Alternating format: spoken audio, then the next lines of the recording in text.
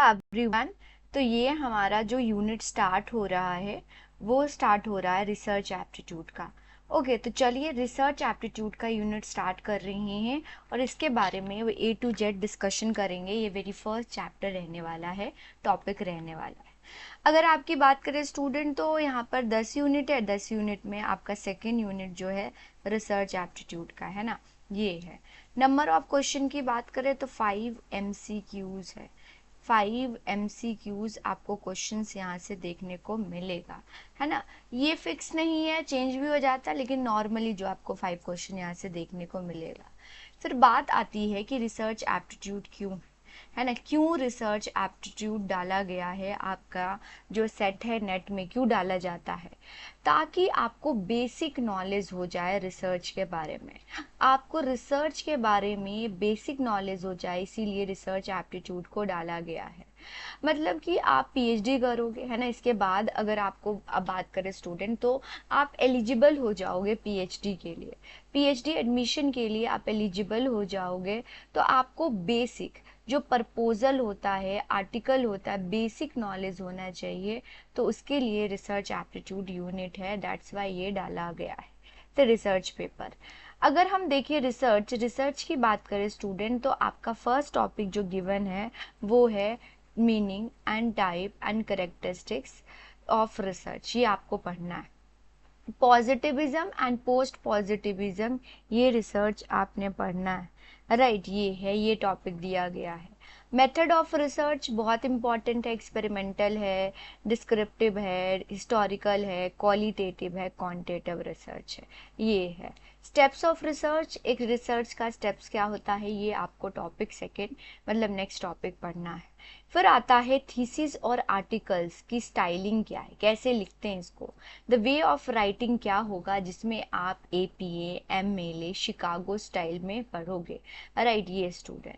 Next है कि research में हम कौन कौन से टूल्स को इस्तेमाल करते हैं, जैसे गूगल फॉरम हो गया, सर्वे मंकी हो गया, SPSS हो गया। तो ये सब हम जो है टूल्स का इस्तेमाल करते हैं, ICT इस्तेमाल करते हैं रिसर्च में। ओके, ये रिसर्च एथिक्स की बात करें, तो जब हम रिसर्च करते हैं तो कौन कौन से एथिक्स को आपने यूज़ करना है, मतलब एथिकल वैल्यूज़ क्या होने चाहिए रिसर्च के बारे में, ये आपको करना है। जैसे कि जब हम रिसर्च कर रहे हैं तो कोई भी डाटा को आप लीक नहीं करोगे, है ना, कोई सेंसिटिव इंफॉर्मेशन को किसी को नहीं बताओगे। तो कुछ रिसर्च एथिकल इशू जो है वो आपको मालूम होना चाहिए।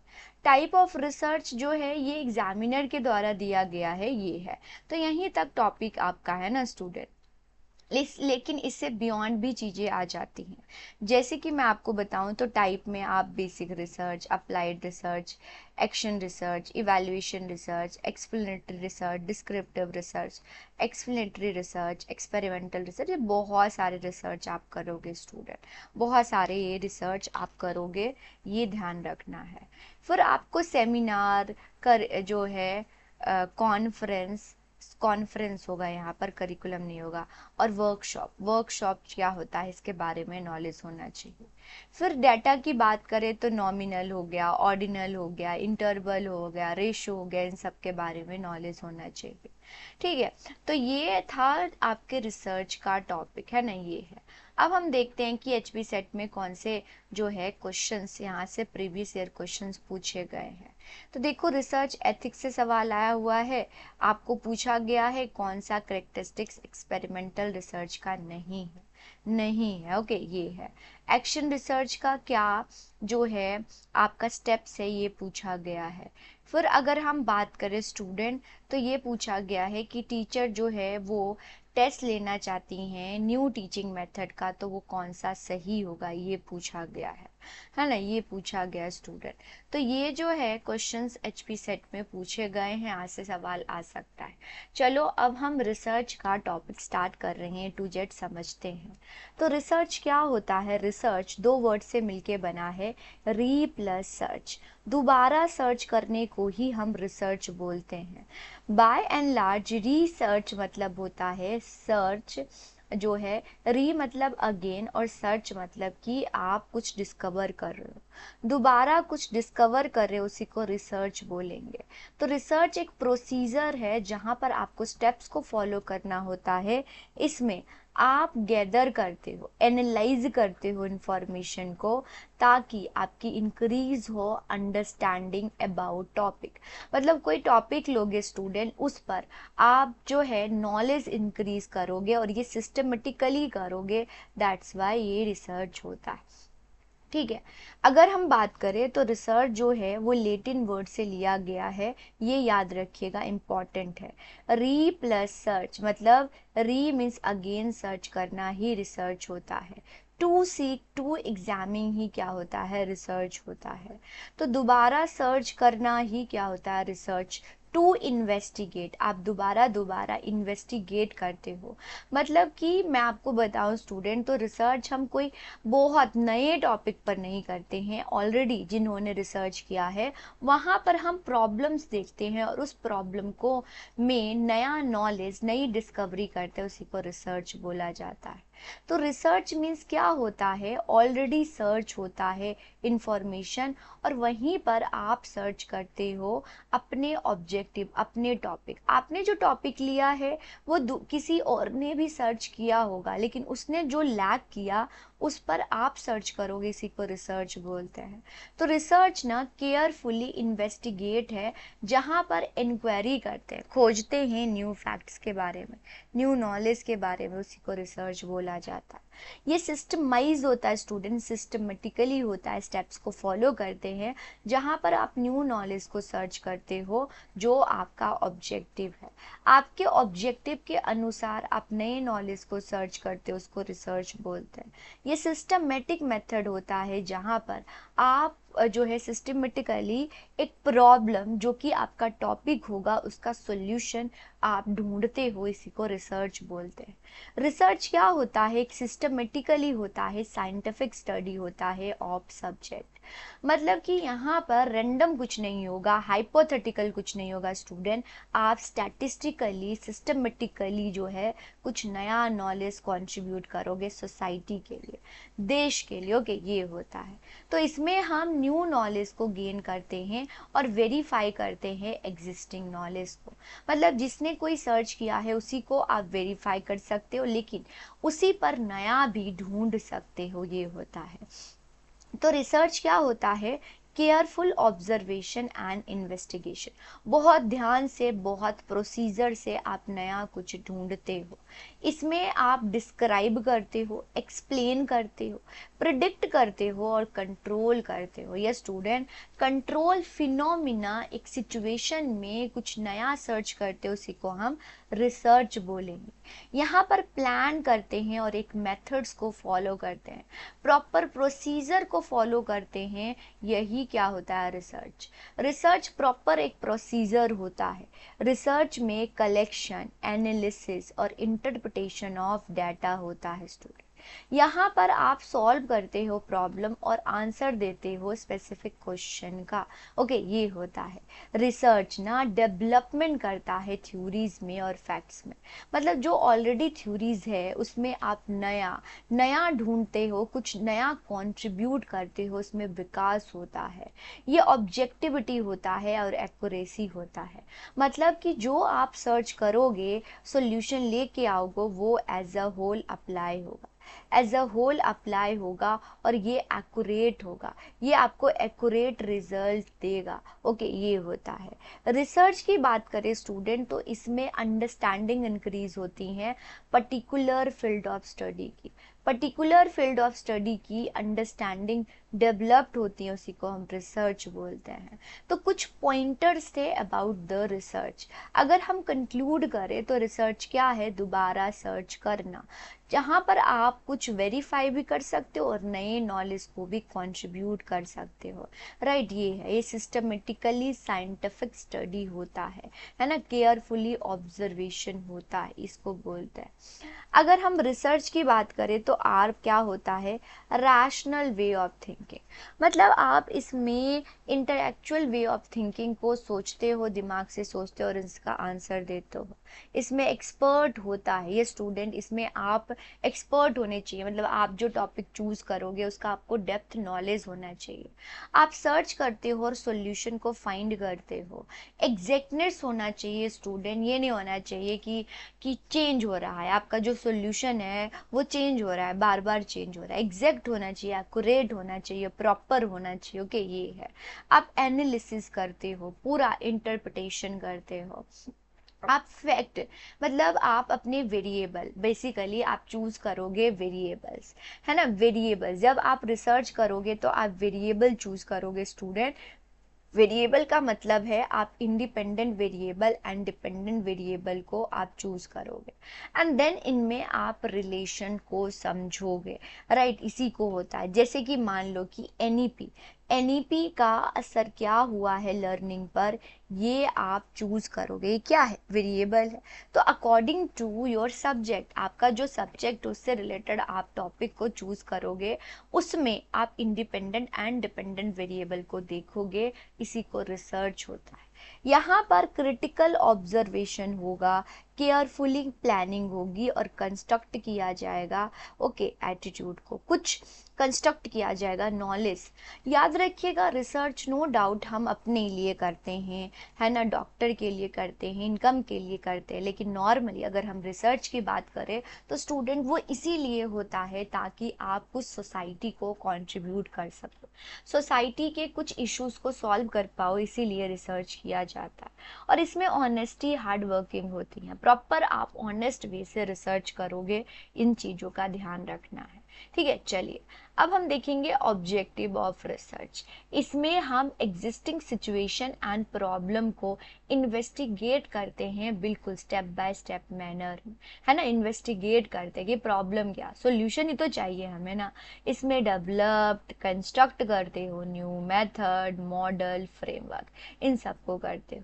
इसमें हम न्यू नॉलेज को जनरेट करते हैं और एग्जिस्टिंग बॉडी को हम ऐड ऑन करते हैं, जो ऑलरेडी हुआ है उसी में आप ऐड ऑन करोगे, राइट। ये होता है। इसमें हम एक्सप्लोर करते हैं, एनालाइज करते हैं जनरल इशू, जनरल इशू है उसी को हम एक्सप्लोर और एनालाइज करते हैं। ठीक है, यहाँ पर हमें सॉल्यूशन दिया जाता है, आइडेंटिफाई प्रॉब्लम, जो प्रॉब्लम है उसी का सॉल्यूशन हमें मिलता है। इसमें रिव्यू कर रहे हैं, इवैल्यूएट करते हैं और सिंथेसाइज करते हैं। मतलब कुछ रिव्यू करना, देखना कि ये सही है या नहीं है, क्या जो बोला गया है वो सही है या नहीं है। इवैल्यूएट आप जजमेंट करते हो, सिंथेसाइज करते हो एग्जिस्टिंग नॉलेज को जो ऑलरेडी हुआ है। समझ रहे हो, ये सारे टर्म्स को याद रखना है। फिर या आप और हम टर्म्स को देखें, ऑब्जेक्टिव को देखें, तो इसमें एक्सप्लोरेशन करते हैं ना। आप नया discovery, new knowledge, new phenomena को क्या करते हो, डिस्कवर करते हो स्टूडेंट। यहाँ पर एक्सप्लोर करते हो, लेके आते हो। डिस्क्रिप्शन, आप जो है फिनोमिना, चीज़ों को डिस्क्राइब करते हो। एक्यूरेट और डिटेल, आप इंफॉर्मेशन देते हो about characteristics, about events, about the situation and describe करते हो। तो डिस्क्रिप्शन का मतलब ही, रिसर्च का मतलब होता है एज इट एज, जो है ना उसको एज इट इज डिस्क्राइब कर लो। जैसे डेमोग्राफिक हो गया, है ना, डेमोग्राफिक मतलब पॉपुलेशन के बारे में नॉलेज, तो जो चीज़ है उसको एज इट इज डिस्क्राइब करना, उसको डिस्क्रिप्शन बोलते हैं। एक्सप्लेनेशन, आप एक्सप्लेन करते हो कि कोई चीज़ कैसे हुआ है। हाउ इवेंट एंड फिनोमिना अकर, कैसे हुआ है, उसका कॉज, उसका असर, उसका रिलेशनशिप्स। तो हाउ का भी आंसर आपको मिलता है। आप फ्यूचर को मतलब प्रिडिक्ट कर सकते हो कि फ्यूचर में ये चीज़ होगा, इसको भी आप प्रिडिक्शन कर सकते हो। आप फोरकास्ट करते हो फ्यूचर को based on current and past data, जो आपके पास डेटा है उसी के बेसिस पर फ्यूचर को प्रिडिक्ट करते हो, राइट। ये कंट्रोल, अगर हम बात करें स्टूडेंट तो कंट्रोल करते हैं, मतलब जब आप इंडिपेंडेंट और डिपेंडेंट वेरिएबल को चूज करोगे तो सम वेरिएबल होगा उसको आप कंट्रोल करोगे। क्या करोगे? सम वेरिएबल को आप कंट्रोल करोगे, ये ध्यान रखिएगा। तो मैनेज एंड मैनिपुलेट करते हैं ताकि हमें डिजायर रिजल्ट आए, है ना। आप बोलोगे मैम सब कंट्रोल हम क्यों वेरिएबल को कंट्रोल क्यों करते हैं? ताकि हमें डिजायर रिजल्ट इंडिपेंडेंट और डिपेंडेंट में सही रिलेशन समझ आए, इसलिए हम कंट्रोल करते। डेवलपमेंट ऑफ थ्योरीज, आप न्यू थ्योरीज को बिल्ड करते हो, रिफाइन करते हो एग्जिस्टिंग वन को, नए नए जो ऑलरेडी हुआ है उसको में रिफाइन करते हो, मतलब कि कुछ चेंजेस लेके आते हो। तो या तो न्यू थ्योरी बनाना है या जो ऑलरेडी है उसी में आपने बदलाव करना है, राइट। ये इसमें प्रॉब्लम सॉल्विंग होती है स्टूडेंट, आप प्रॉब्लम सॉल्यूशन लेके आते हो, है ना, जैसे इंडिविजुअल, ऑर्गेनाइजेशन और सोसाइटी की प्रॉब्लम को होते हैं। और पॉलिसी फॉर्मुलेशन, अगर आप कुछ नया ढूंढोगे स्टूडेंट, कुछ इश्यूज का सॉल्यूशन दोगे, है ना, न्यू डिस्कवरी करोगे, न्यू नॉलेज आप लेके आओगे, तो इसमें क्या है, आप सरकार को बताओगे, सरकार उसी के बेसिस पर क्या होगा, सॉल्यूशन लेके आएगा, है ना। तो provide the evidence based on recommendation और पॉलिसी और डिसीजन मेकिंग होगा। सरकार इसको यूज कर सकती हैं, ओके, सरकार इसको यूज कर सकती हैं। टेस्टिंग ऑफ हाइपोथेसिस होगा स्टूडेंट। हाइपोथेसिस आगे जाके मैं पढ़ाऊंगी, लेकिन अभी समझो हाइपोथेसिस क्या होता है। तो जब हम रिसर्च करते हैं तो एक टॉपिक चूज करते हैं, तो वो सही भी हो सकता है, गलत भी हो सकता है। तो आप टेंटेटिव मतलब कि चेंज हो सकता है, टेंटेटिव अजम्पशंस बनाते हो, उसी को हम क्या बोलेंगे, हाइपोथेसिस। तो टेंटेटिव अजम्पशंस होता है, उसी को हम हाइपोथेसिस बोलते हैं।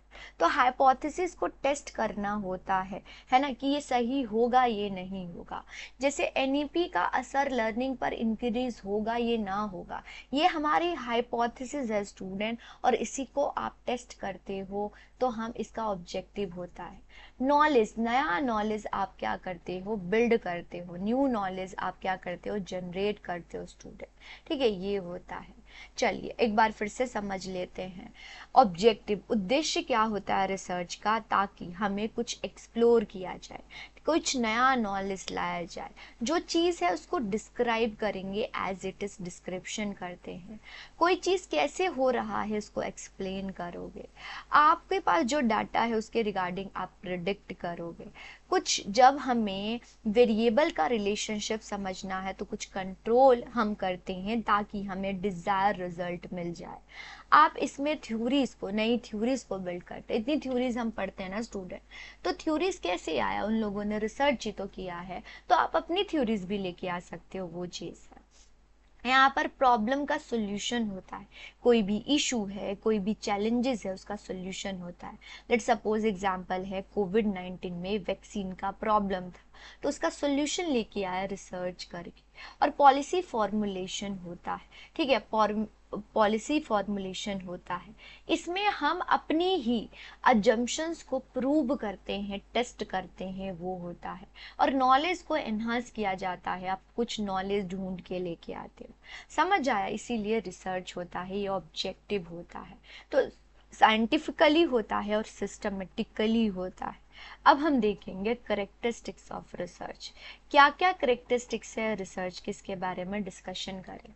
अगर हम करेक्टरिस्टिक्स की बात करें तो ये ऑब्जेक्टिविटी होती है स्टूडेंट, ये रिलायबिलिटी होती हैं, ये वैलिडिटी होती है, ये एक्यूरेसी होती हैं, वो क्रेडिबिलिटी होती हैं, जनरलाइबिलिटी होती हैं, एम्पेरिकल होता है, ये सिस्टमेटिक होता है, ये कंट्रोल होता है, ये साइक्लिकल इन नेचर होता है, ये लॉजिकल होता है और रेप्लिकेबल होता है। चलिए इस सारे टर्म्स को समझते हैं वन बाय वन, है ना, वन बाय वन। तो रिसर्च की बात करें स्टूडेंट, तो इसका क्या करेक्टरिस्टिक्स है, क्या करेक्टरिस्टिक्स है, तो ये ऑब्जेक्टिविटी पर होगा। ऑब्जेक्टिविटी का मतलब होता है सैंपल एंड पॉपुलेशन जो है वो बराबर होना चाहिए, सैंपल और पॉपुलेशन में कोई डिफरेंस नहीं होना चाहिए। अगर डिफरेंस है तो वो बायस होगा, बायस होगा मीन्स आपका जो रिसर्च होना चाहिए वो अनबायस होना चाहिए। मतलब कि आप जो चीज़ है उसको वैसे ही दिखाओगे, नो चेंजेस, नो मैनिपुलेशन, मतलब कि आप हेर फेर नहीं करोगे स्टूडेंट, ये चीज़ है ना, कोई हेर फेर नहीं करोगे। तो आप बायसनेस को अवॉइड करोगे और अनबायस चीज़ें दोगे, उसको ऑब्जेक्टिविटी बोलते हैं। ऑब्जेक्टिविटी का मतलब होता है without any okay biasness. Reliability को याद रखना आरसी से, मीन्स रिलायबिलिटी जो होगा स्टूडेंट वो कंसिस्टेंट रिजल्ट देगा, है ना, रिलायबिलिटी ऑलवेज कंसिस्टेंट रिजल्ट देगा। रिलायबिलिटी का मतलब होता है कंसिस्टेंसी, मतलब जब आप अपने रिजल्ट को अगेन एंड अगेन, आप अपने रिजल्ट को अगेन एंड अगेन सर्च करोगे, अगेन एंड अगेन सर्च करोगे, तो आपका रिजल्ट सेम होना चाहिए, सेम होना चाहिए, उसको रिलायबिलिटी बोलते हैं। ठीक है, रिलायबिलिटी बोलते हैं। वैलिडिटी, वैलिडिटी का मतलब होता है एक्यूरेसी। वी ए से याद रखना, जब वैलिड होगा तो एक्यूरेसी होगा ही होगा। मतलब कि जो आपका टूल है, जो प्रोसीजर है, जो इंस्ट्रूमेंट है, वो आप एक्यूरेट यूज करोगे, एक्यूरेट यूज करोगे, जो चीज है वो है ना। तो एक्यूरेसी मतलब प्रिसीशन होना चाहिए, कोई ऐसे हम नहीं कर लेंगे, जो चीज है वो है, प्रॉपर टूल्स का इस्तेमाल करेंगे, करेक्ट होना चाहिए, लेजिटिमिटी होनी चाहिए बोलते हैं। तो आपका जो रिसर्च का करेक्टरिस्टिक्स होना चाहिए वो without any biasness means objectivity पर होना चाहिए। वो रिलायबिलिटी मतलब वो कंसिस्टेंट रिजल्ट देगा जितनी बार भी आप टेस्ट करोगे। वैलिडिटी का मतलब होता है एक्यूरेसी, एक्यूरेसी होना चाहिए, आप सही टूल्स इंस्ट्रूमेंट का यूज करोगे। फिर आता है क्रेडिबिलिटी।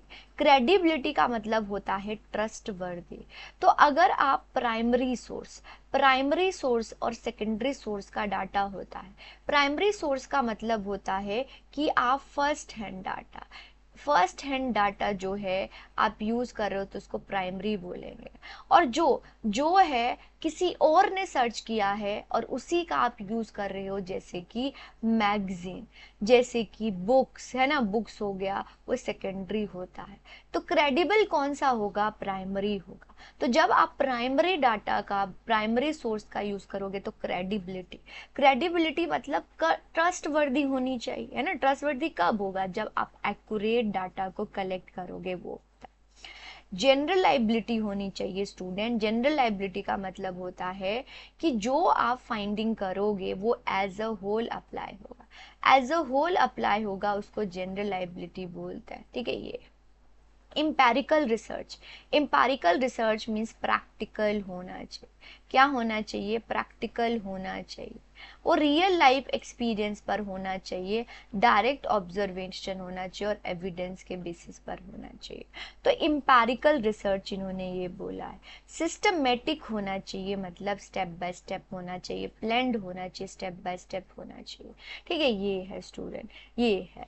अगर हम देखें तो कंट्रोल फैक्टर, मतलब सम फैक्टर को कंट्रोल करोगे तो ताकि आपको सही रिजल्ट आए, है ना, आप सही रिजल्ट ले आओ, उसी को हम कंट्रोल फैक्टर बोलेंगे। ये साइक्लिकल इन नेचर होगा स्टूडेंट, मतलब प्रॉब्लम से स्टार्ट होगा और प्रॉब्लम पर ही एंड होगा, प्रॉब्लम से स्टार्ट होगा और प्रॉब्लम पर ही एंड होगा, इसी को साइक्लिकल बोलेंगे, साइक्लिकल बोलेंगे। ये लॉजिकली होना चाहिए, लॉजिकली मतलब दिमाग से सोचोगे, रैशनल सोचोगे, ओके, ये होगा स्टूडेंट। दिमाग से सोचोगे, तर्क से सोचोगे, लॉजिक से सोचोगे, कोई इमोशन पर बेस नहीं होगा। रेप्लिकेबल होना चाहिए। रेप्लिकेबल का मतलब होता है कि अगर आप सर्च कर रही हो, आप सर्च कर रहे हो अगेन एंड अगेन, मतलब आप वेरीफाई कर रहे हो अगेन एंड अगेन, तो सेम रिजल्ट आ रहा है, दैट इज रिलायबिलिटी। लेकिन कोई थर्ड पर्सन आके आपके रिसर्च को देखता है तो उसको सेम रिजल्ट आ रहा है, तो उसको रेप्लिकेबल होता है।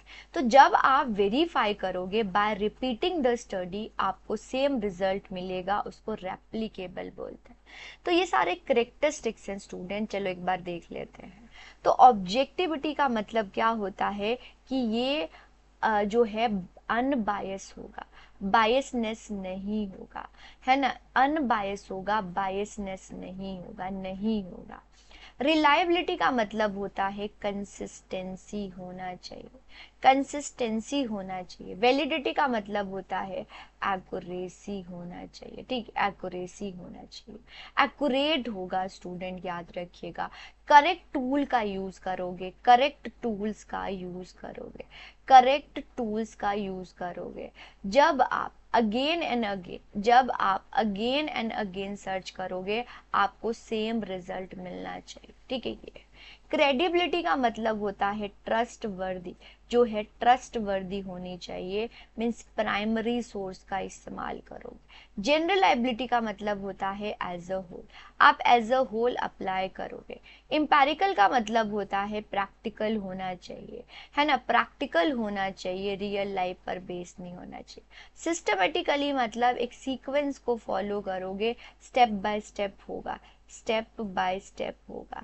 साइक्लिकल होगा स्टूडेंट, जहां पर आप प्रॉब्लम से स्टार्ट करोगे, प्रॉब्लम पर ये एंड होगा, है ना। ये कभी नहीं होता, जैसे कि आपने रिसर्च की, किसी और ने रिसर्च किया, तो आप उसका लिटरेचर रिव्यू करोगे, तो उसमें प्रॉब्लम ढूंढोगे और आप रिसर्च करोगे, फिर आपने कर लिया, फिर कोई और थर्ड पर्सन आएगा, फिर उसमें उसने आपके रिसर्च में प्रॉब्लम देखना और वो कुछ नया लेके आएगा, ये होता है। कंट्रोल का मतलब होता है स्टूडेंट कि जब हम वेरिएबल में रिलेशन देख रहे हैं तो सम वेरिएबल को कंट्रोल करेंगे ताकि हमें सही रिजल्ट, सम वेरिएबल को हम कंट्रोल करेंगे ताकि हमें सही रिजल्ट। लॉजिकली होना चाहिए, लॉजिक के बेस पर होना चाहिए, एक्चुअल होना चाहिए, रैशनल होना चाहिए, है ना। दिमाग, याद रखिएगा, वो रिसर्च वही करता है जिसमें दिमाग होता है, जो कुछ नया सोच सकता है वही रिसर्च करेगा। रेप्लिकेबल, जब कोई भी वेरीफाई करेगा आपके रिसर्च को तो वो सेम रिजल्ट आना चाहिए, क्या होना चाहिए, सेम रिजल्ट आना चाहिए, रिजल्ट आना चाहिए, रेप्लिकेबल बोलते, ठीक है। ये देखिए स्टूडेंट, चलिए आगे चलते हैं। अब हम देखेंगे रिलायबिलिटी एंड वैलिडिटी का डिफरेंस क्या होता है, समझो इसको। तो रिलायबिलिटी मीन्स कंसिस्टेंसी और स्टेबिलिटी इन टेस्ट। जब आप अगेन एंड अगेन, जब आप रिजल्ट को अगेन एंड अगेन आप क्या कर रहे हो, सिमिलर कंडीशन में टेस्ट कर रहे हो, आपका रिजल्ट सेम आ रहा है, दैट इज रिलायबल। वैलिडिटी का मतलब होता है आप एक्यूरेसी और ट्रस्ट जो है, ट्रस्टफुलनेस टेस्ट कर रहे हैं, मतलब आप एक्यूरेट जो है टूल्स का, प्रोसीजर का यूज करोगे, मतलब वो देखने में, वो समझने में एक्यूरेट होना चाहिए। आप वो चीज को टेस्ट करोगे जो आप टेस्ट करना चाहते, ठीक है। ये अब इन दोनों में क्या फर्क होता है समझो। जो टेस्ट होता है स्टूडेंट वो वैलिड होगा, अगर वो वैलिड होगा तो वो नेसेसरी है कि वो रिलायबल होगा ही होगा, अगर वो वैलिड है तो रिलायबल होगा ही होगा, और अगर रिलायबल है तो मे और may not be, may and और may not be, may not be जो होगा वो वैलिड होगा, ठीक है। मीन्स जो रिलायबिलिटी है वो वैलिडिटी को नहीं दर्शाता है। तो it is necessary a test is a valid, it is necessary is a reliable, because accuracy होगा ना तो आपको रिजल्ट सेम मिलेगा ही मिलेगा। जब आप टूल्स प्रोसीजर को, आप जो है स्टूडेंट टूल प्रोसीजर को बहुत एक्यूरेट यूज करोगे तो आपको रिजल्ट जो है सही देगा, ठीक है। लेकिन रिलायबल जो होगा वो मे और may not be valid, means consistency ये नहीं बताता है कि अगर कंसिस्टेंट आ रहा है तो वो वैलिड ही होगा। तो रिलायबिलिटी नेसेसरी है बट नॉट सफिशिएंट है फॉर वैलिडिटी, सफिशिएंट नहीं है वैलिडिटी के लिए, ओके। ये है। फिर बात करें स्टूडेंट तो टाइप ऑफ वैलिडिटी आ जाता है, जो फेमस वैलिडिटी है वो मैं आपको करवाती हूँ। पहला है फेस वैलिडिटी। फेस मतलब कि जो टेस्ट कर रहे हो देखने में भी ना सही लगना चाहिए। तो test is appear to be major what is suppose to be major. अगर मैं मैथ्स का टेस्ट ले रही हूँ तो मैथ का टेस्ट दिखना चाहिए, है ना, बेस्ड ऑन जजमेंट और नॉट स्टैटिस्टिशियन, है ना, जजमेंट के बेस पर होगा। अगर मैथ्स का टेस्ट ले रही हूँ तो मैथ्स टेस्ट जैसा लगना चाहिए। अगर मैं इकोनॉमिक्स का टेस्ट कर रही हूँ तो इकोनॉमिक का टेस्ट लगना चाहिए। कंटेंट वैलिडिटी होता है स्टूडेंट, मतलब टेस्ट कवर एंटायर सिलेबस। जो टेस्ट है वो एंटायर सिलेबस को, कंटेंट को होगा, मतलब प्रॉपर जो होगा, एक्यूरेट टॉपिक रहेगा, सब कुछ उसमें इंक्लूड रहेगा। कंस्ट्रक्ट वैलिडिटी का मतलब होता है स्टूडेंट कि जब आप रिसर्च करोगे तो जिसके लिए आप रिसर्च कर रहे हो, जिसके लिए आप टेस्ट कर रहे हो, वो होना चाहिए। मतलब अगर मैं साइकोलॉजिकली ट्रेट देखना चाह रही हूँ, है ना, तो उस वो सारे प्रोसीजर होना चाहिए। मतलब कि अगर साइकोलॉजिकली ट्रेट देख रही हूँ तो साइकोलॉजिकली को मेजर करेगा। अगर मैं इंटेलिजेंट टेस्ट देख रही हूँ तो इंटेलिजेंट टेस्ट को मेजर करेगा। अगर मैं मोटिवेशन एटीट्यूड देख रही हूँ तो वो देखेगा, है ना, इनडायरेक्ट और थ्योरी।